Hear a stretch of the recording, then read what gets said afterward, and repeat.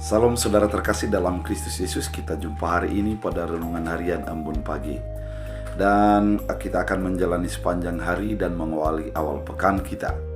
Mari kita mendengarkan firman Tuhan yang menuntun kita untuk selalu bersyukur atas apa yang sudah Tuhan perbuat dalam hidup kita. Sebelumnya kita bersatu di dalam doa. Damai sejahtera Allah yang melampaui segala akal dan pikiran, itulah yang memelihara hati dan pikiranmu dalam Kristus Yesus Tuhan. Amin. Saudara terkasih, firman Tuhan untuk kita pada hari ini diambil dari Esra 3 ayat 11. Dalam bahasa Batak Angkola dikatakan, di lehen rakyat tima puji-pujian di Tuhan, di ulah-ulah halahima bagian na parpudii, sonon masuarana. Naburu judo Tuhani, jana hotdo sapanjang na holong ni rohania tu Israel. Marsurak masuder rakyati dohot memuji Tuhan. Harani nadungs dipayakon pondasi ni bagas ni Tuhan. Dalam bahasa Indonesia, secara berbalas-balasan mereka menyanyikan bagi Tuhan nyanyian pujian dan syukur.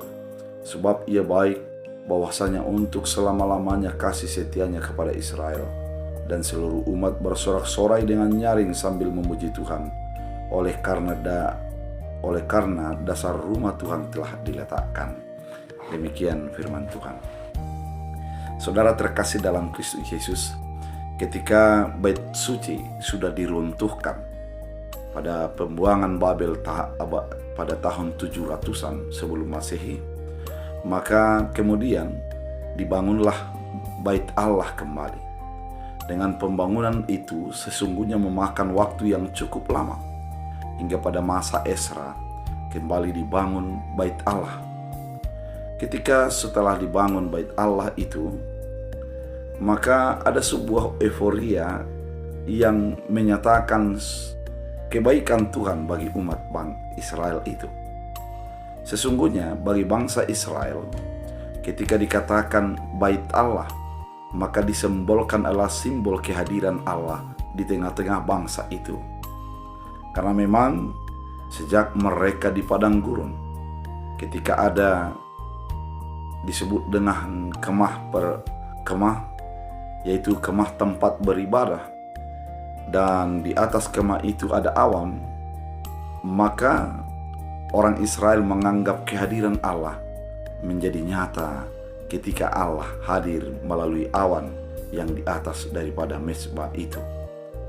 Namun perkembangan kemudian, ketika zaman Daud, dia menginginkan akan mendirikan sebuah bait Allah, yaitu yang ditempatkan di tengah-tengah kota itu, kota Yerusalem. Meskipun dia sudah mencoba untuk membangunnya, dia tidak bisa menyelesaikan. Maka pada zaman Salomo lah kemegahan bait Allah itu dibangun.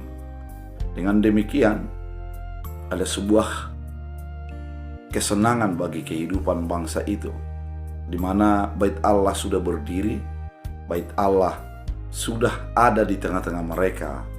Artinya Allah menyertai mereka setiap waktu, setiap saat, dan kehadiran Allah menjadi memberkati mereka. Itulah yang menyatakan ketika sudah dibangun pondasi pada zaman Esra, ada sebuah sukacita yang meluap bagi bangsa Israel, karena mereka mengatakan bahwa kehadiran Allah merupakan lambang daripada kebaikan Allah. Kehadiran Allah di tengah-tengah mereka merupakan lambang daripada Allah itu menyertai, memberkati dan menuntun kehidupan mereka. Saudara terkasih di dalam Kristus Yesus, pada waktu-waktu yang lalu kita teringat bagaimana kita beribadah harus di rumah oleh karena pandemi yang berkepanjangan. Namun setelah itu kita kembali menjadi beribadah di tempat-tempat ibadah yang sebelumnya harus ditutup dan sekarang sudah terbuka. Kalau kita melihat bagaimana euforia yang terjadi, banyak kegiatan-kegiatan yang mulai dilakukan di dalam gereja-gereja yang menyatakan kebahagiaan, sukacita. Ada kegiatan-kegiatan mulai daripada kategorial anak, kategorial pemuda, kategorial ibu, bapak, dan lansia. Semuanya adalah memperlihatkan betapa sukacitanya kita ketika kita dapat beribadah di rumah Tuhan. Saudara terkasih di dalam Kristus Yesus, kehadiran Tuhan merupakan luapan sukacita dalam kehidupan kita.